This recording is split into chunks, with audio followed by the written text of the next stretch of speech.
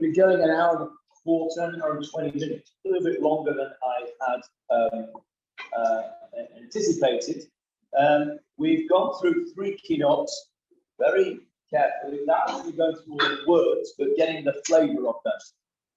Just to let you have an insight into how Tisha B'Av was commemorated in previous generations. There are 46 keynotes. Okay, we've gone through it.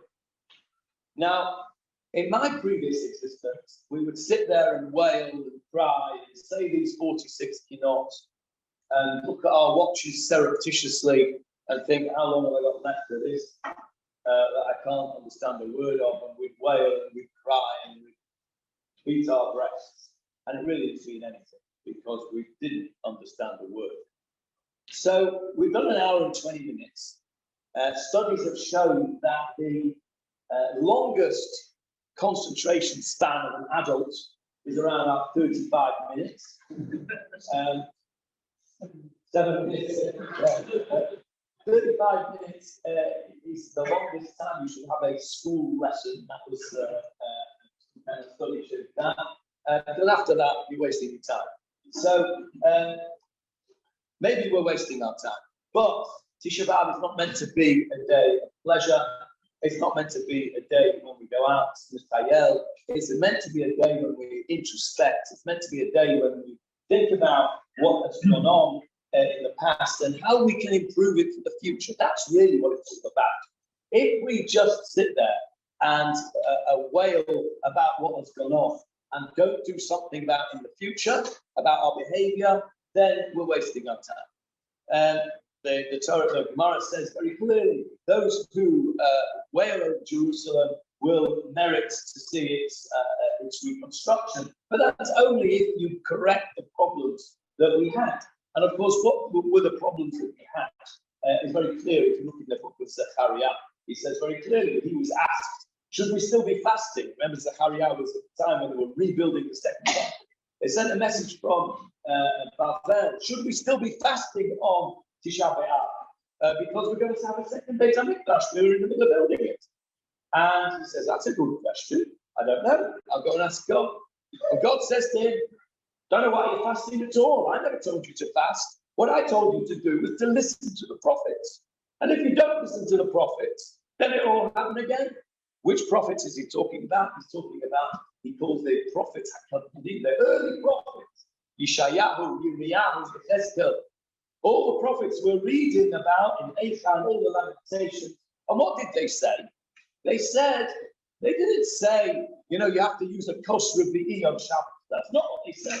They said you have to be nice to people. You have to be kind to the vulnerable. You have to look after the widow and the orphan and the poor. Social justice. That's what it was all about. That's what they preached. And the message of Tisha B'Av has to be that book from that story from the book of Zechariah. Should we still be fasting today? Are we fasting? What are we fasting for? So bothered about a few bits of food and drink.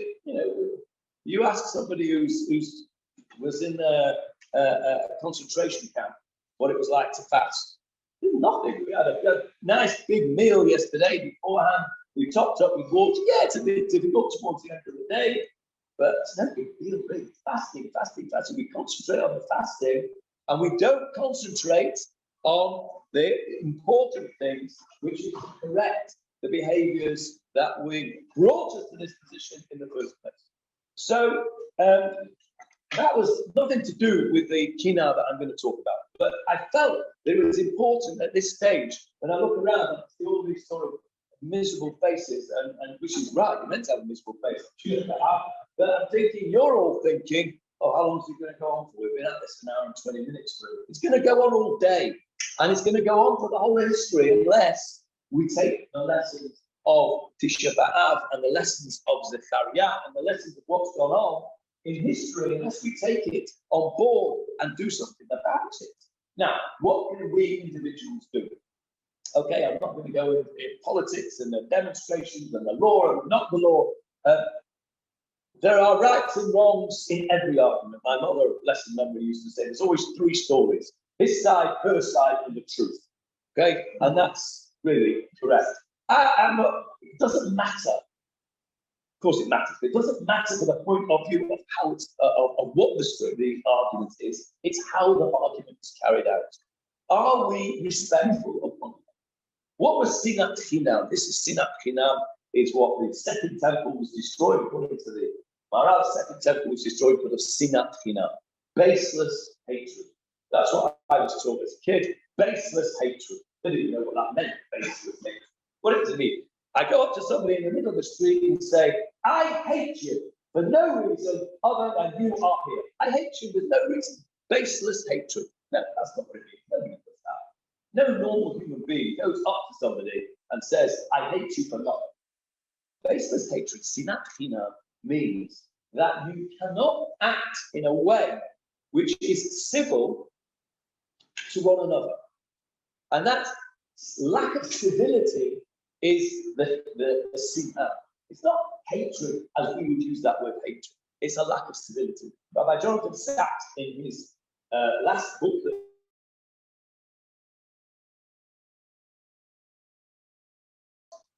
bemoaning the lack of civility in the world today, and particularly in leadership. And he describes many events that he witnessed throughout his time as chief rabbi, when meeting with leaders, and how they were civil to one another. They disagreed fundamentally in their politics. They disagreed fundamentally in their worldview, and yet they were civil to one another. And that is what we have lost today. Big time we've lost it today. And we've lost it in this country today. Big time. That is sinat chinam. The lack of civility between people on an individual basis and on a national basis. That is what we are missing today. That is sinat chinam. We are guilty of sinat chinam. And if there were to be a Beit HaMikdash today, I would venture to say HaKadosh Baruch Hu would look down and say, sinat chinam, sorry, you don't deserve this. Now, we don't have a Beit HaMikdash, but we do have a country. Are we in danger of HaKadosh Baruch Hu looking down and saying, you don't deserve this country, the way you're running it, the way you're behaving inside this country? And again, I'm not talking about who is right and who is wrong on the arguments that are going on at the moment and the demonstrations and the counter-demonstrations. The way it is being done is tearing our nation apart, and we are in danger of HaKadosh Baruch Hu, who has put us in this land. We have been given a privilege, but with privileges come obligations. With rights come obligations. We have an obligation to look after the world. We have an obligation to look after the planet. And again, there are arguments on the climate change this way and that way and the other way. And I won't tell anybody what my views are, and I don't expect them to force their views down my throat either. But what I will do, what I'll try and do, and what I would expect everybody else to do, is to listen and be civil and to argue in a way which is pleasant and a way which is not aggressive and not using horrible words like he's Hitler and these are Nazis and words like this. This is tearing our people apart. And we are in danger of HaKadosh Baruch Hu looking down and saying, you don't deserve this land. It's happened before. Twice it's happened before. It happened in the destruction of the first temple when we were exiled by Nebuchadnezzar. We were lucky then, it only took 70 years or so to return, but we never returned fully. We never returned fully. The time of the second temple, most of it, was a time of great strife. It happened again in 70 CE, and that was where the Sinai. What was going on there was that there were groups within the Jewish people. There were the Kushim, the Pharisees, there were the Sadducees, the Sadducees, there were other groups, the Essenes, there were the Zealots, and they were all arguing amongst themselves. They couldn't agree on how to fight the enemy. The enemy was Rome. They couldn't agree on how to do it. This one wanted to make a peace treaty. This one wanted to fight. This one wanted to fight so much that they burned their own grain so that they had no choice but to fight. And there was terrible internal strife. And it went on for hundreds of years before the destruction of the temple. And eventually, HaKadosh Baruch Hu said, enough. You don't deserve to be in Yerushalayim. You don't deserve to have a Beit Mikdash. You don't deserve to live in a holy land. And that's what happened. We were exiled. Let's not be so arrogant that we can think that we deserve to be here on our own merits. We are not here on our own merits. We are here on the shoulders of every generation that has gone before us. There is not a single person here today who has broken the land with their hands like the first Chalutzim did. There's nobody here who has given up their entire life and life savings to take a 10-week trip on a boat in the Middle Ages just so that they could come and kiss the ground of Israel. No, we had it on a plate, some more, some less. We are here on the merits of everybody else. We are here on the merits of history. And if we're not careful, we are in danger of throwing it all away. How do you think the people who came back, Shivat Zion, the people who came back from the first exile, the Babylonians exiled us, we had that 70 years, and then Ezra and Nehemiah came back to the people, they started to build the Beit HaMikdash, and eventually they built the second Beit HaMikdash, and it was with blood, sweat, and tears. How would they have felt looking down at the time of the destruction of the second temple? They would have said, we put in all this effort. We came from a comfortable life in Babylon, and only about 20% of them came. Only the Chalutzim came. We left comfortable lives in Babylon to come back to Eretz Israel, to build the Beit HaMikdash, to have a Jewish life in the Holy Land. And you have thrown it all away. You, with your bad behavior, with your arguments and your disobedience to one another, a lack of civility to one another, can't agree how to fight the enemy even, you've thrown it all away. All our hard work. Is that what we want to feel? Is that how we should be looking at now? What if Chas v'Chalila, HaKadosh Baruch Hu does look down and say, you're behaving so badly. You cannot be civil to one another. This is sinat. You don't deserve to be here. Now, back in the day, it was Rome. Before that, it was Babylon. Maybe today it's Iran. I don't know. But it's possible. It's not beyond the realms of our thinking that something could happen that we could be thrown out of here. And that's what we've got to think about on this Tisha B'Av. It's really that stuff. We are in a position today, I firmly believe, we are in the worst position today in Eretz Israel that we've had since the establishment of the state of Israel. And I've said this a few times about the timing.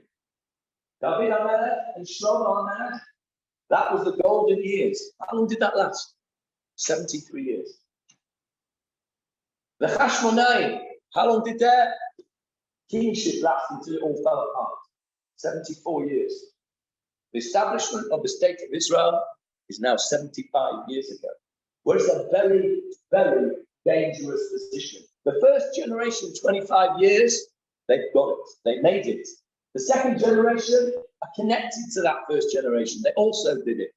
After the third generation, after 75 years, Shamata, we've got fat.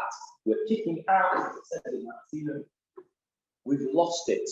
And the way we're behaving as a nation, we are in serious trouble.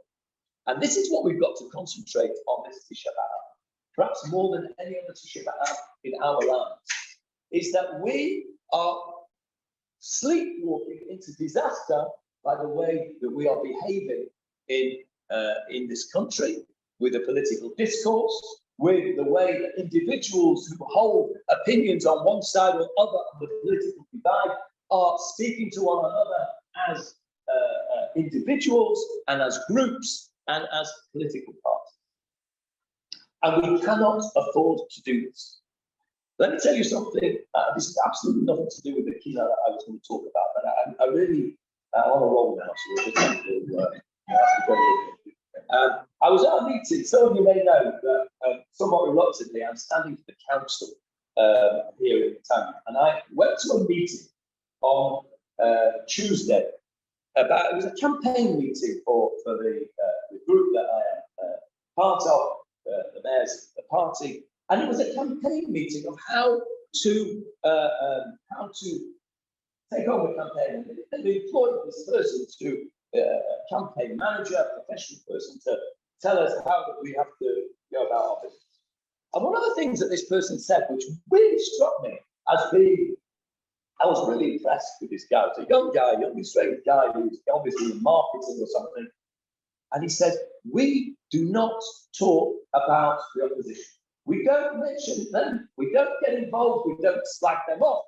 All we are here to say is what we have done, what we will do, what we can do, how wonderful the place is, etc., etc., etc. We will not talk about the shortcomings of other candidates. You will not. That was, as it were, an instruction from on high. Do not talk about the shortcomings of others. Talk about what you're doing positive. Now, I was very impressed with that because we see in the political discourse, don't we? That it's such a negative, we have such negative things going on about one another, and that is the sin that we have to avoid. So that was my little wake up to you halfway through this session. Having said that, of course, please feel free to leave when you want to. I certainly won't be offended, and I'm sure none of the other speakers will be offended. So that's the stakes here. I just wanted to set that, that the stakes are high. We're not talking about a theoretical thing that, in another however many hours, however many hours, Tisha will be over, and that's it. I remember when my kids were little, I remember the feeling after Tisha B'Av, the next day was glad that's over now, we can start summer holidays. But that's not the case today. We can't, it's not over at the end of Tisha B'Av. We've still got our problem here, which we've got to deal with. And so, whilst we're going through the keynotes, which are the historical aspects of Tisha B'Av, I want you all to keep in mind the whole time how you, as individuals, are going to change the discourse in this country. And it can only come as individuals, because none of us have got the power to stop demonstrations, to stop counter demonstrations. None of us have got the power, and we're not leaders, so we can't change things from the top. So we have to change it from the bottom up.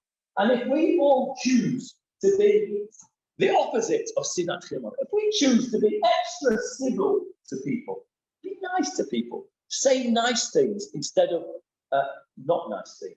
And my parents used to say, if you've got nothing nice to say, don't say anything. Well, that's a start. But I'm going to go one stage further. If you've got nothing to say, think of something nice to say.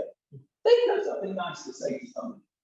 Whatever it is, you hear somebody, Davin's in shul. Go up to him afterwards and say, I really enjoyed you, Davin. Somebody put something on in the shuls, the Kiddush ladies. Go up to the Kiddush ladies after the Kiddush and say to them, I really appreciate the efforts that you put in. It's really nice. Thank you very much. Something civil. We can all do that. And if we can do that from the bottom, maybe that will filter up. Okay, that's my soapbox done for the moment. Let's very, very quickly, I'm going to go through my Shema.